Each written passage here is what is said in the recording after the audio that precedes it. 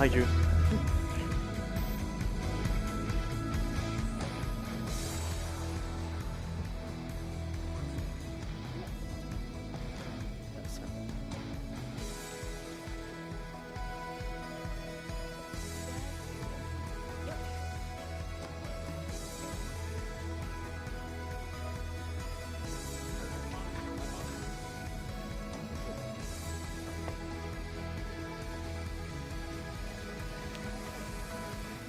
Hi everyone, a very good afternoon. To those that are traveling in outside of Malaysia, welcome to Malaysia, and do enjoy our food here. I mean, Malaysians are always very proud of the food. Okay, so let's start.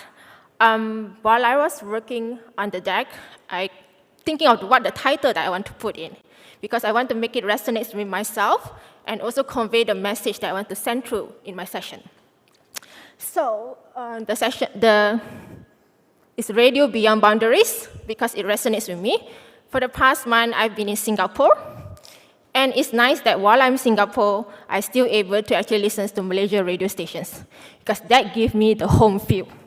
And hence the title Radio Beyond Boundaries.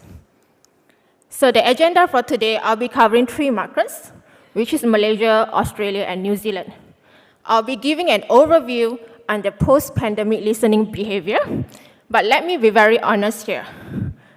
My expertise, my experience lies in Malaysia market. So more on the slides that we'll be seeing in, the numbers are all will be much more focusing on Malaysia. But well, since we have this opportunity, I think that why not we cover also other markets that GFK also operates in. So we also cover Australia and New Zealand, but I will just give a very quick overview. So before I give all the numbers, I just want to show you an overview of the methodology first so that you know how the numbers derive from. So the survey itself is GFK Radio Audience Measurement, which we call as RAM. We only cover Peninsular Malaysia, but we conduct 2 waves in a year and a 6 weeks diary filling period. The target respondent itself is 6,000 people aged 10 years and above. And I'll be making reference to Wave 1, which is the latest surveys that is made available, that we conduct back in February and March. And I have also Wave 2, which is on September and also October last year, which I will make a reference as last wave. Okay, so let's move on to the first number that I'm showing, which is the reach. What is the total radio reach? First, we go to pre-pandemic year, which is 2019. So it's 97% of people listen to radio. When the first year that hits COVID, we actually at 94%, is still massive reach. Next, 94% remain as stable.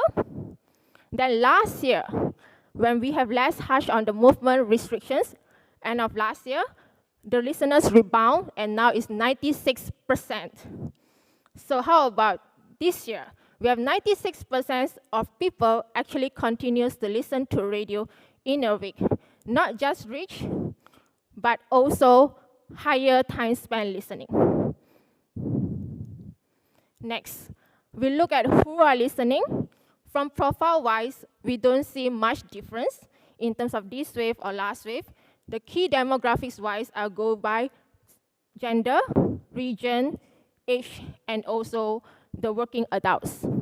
Not much difference that we see, and it's very much aligned with the total population figures. We have like half male, half female.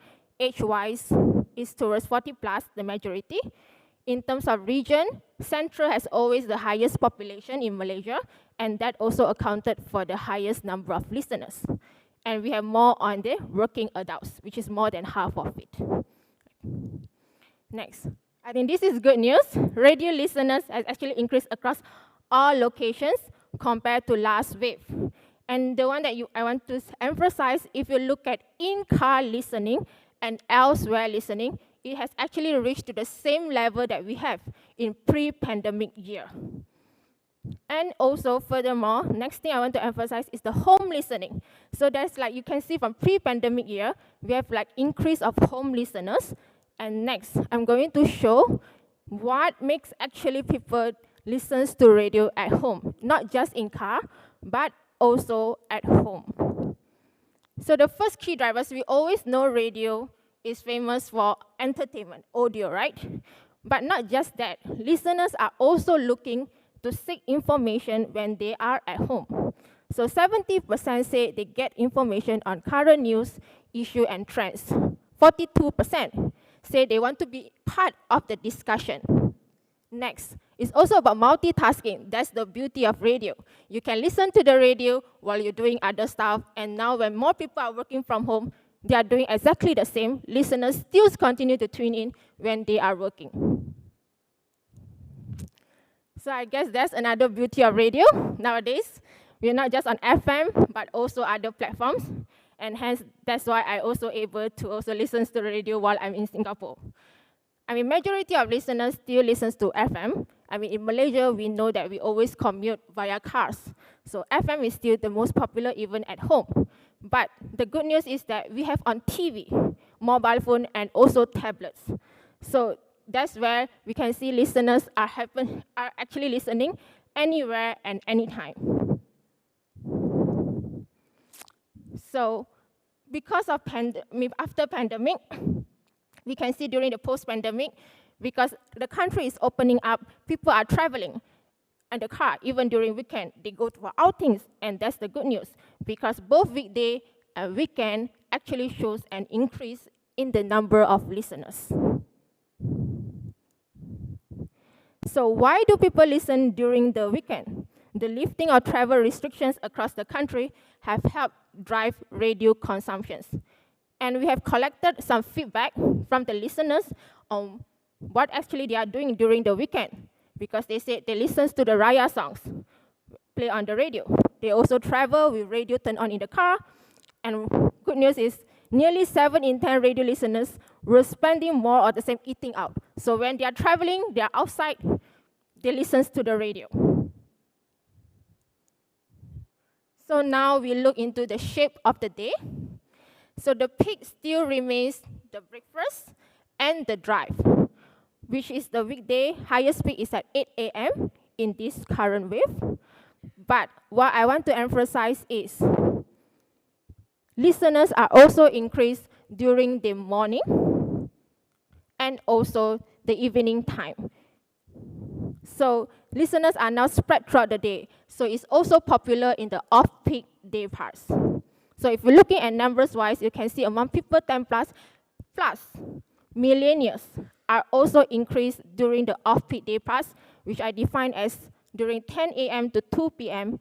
and also 8 p.m. to 12 midnight.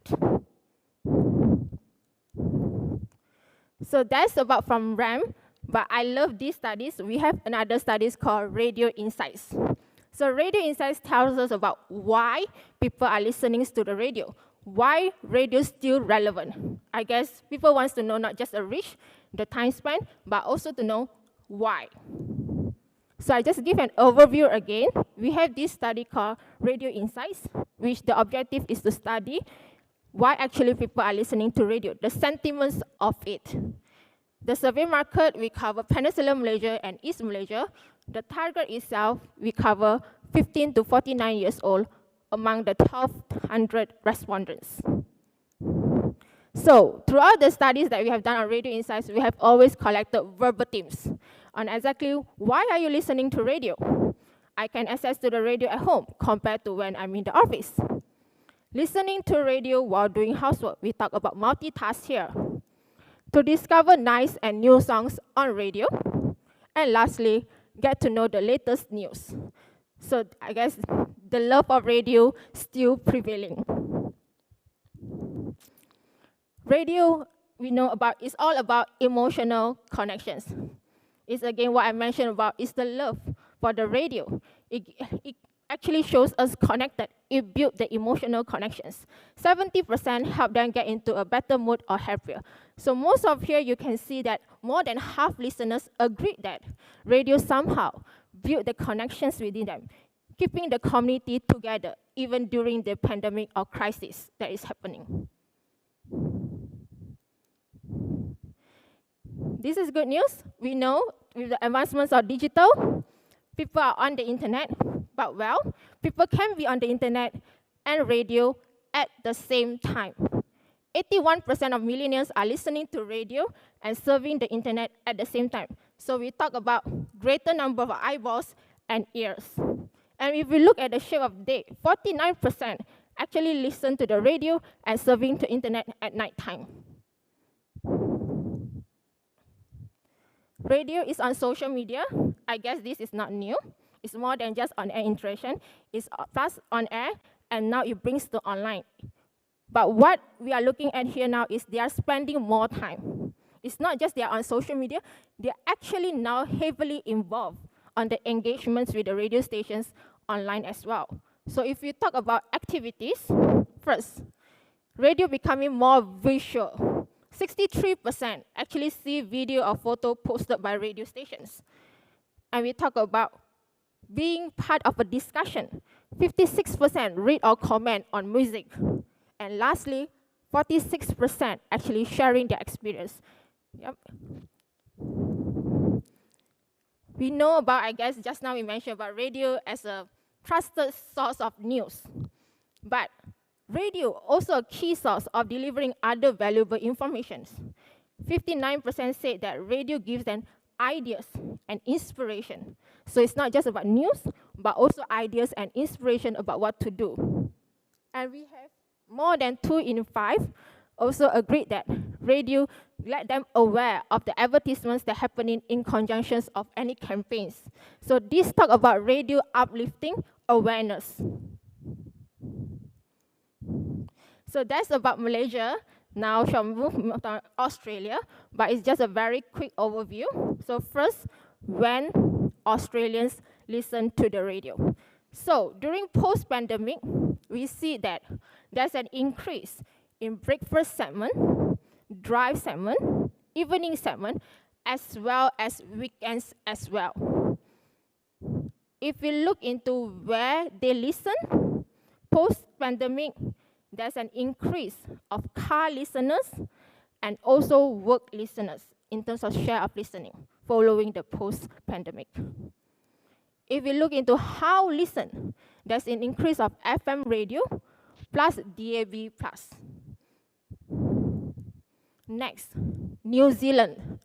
So New Zealand is slightly different, but you see the level of listeners are quite same level, stable across the different day parts, but you will notice there's a slight increase in the afternoon day part and also during the weekends as well. If we look into where they listen, there's an increase in workplace from 19.4% of share to 20.7% for workplace. Lastly, how listen? For New Zealand, there's an increase in digital, which you can see is close to 1 million of listeners there. I guess all the markets are quite different in its own way, but that's the beauty of research. So towards my end of my presentation, I just want to put a key summary of 2 points that I think I personally, as a radio listener, resonates. One is high reach. So if all of us go back to new normal, radio consumption has drive to another higher level. Second is about engagement, because radio is about happening right now, at any time and anywhere. So even with the changing of media landscape, radio constantly evolving and engage with listeners at any time of the day. So as a summary, key takeaway for me is that this is the reason why radio will continue to stay relevant and audiences will come back for more. And this is also resonant for me as a part of our radio listeners. So thank you. This is the end of my session.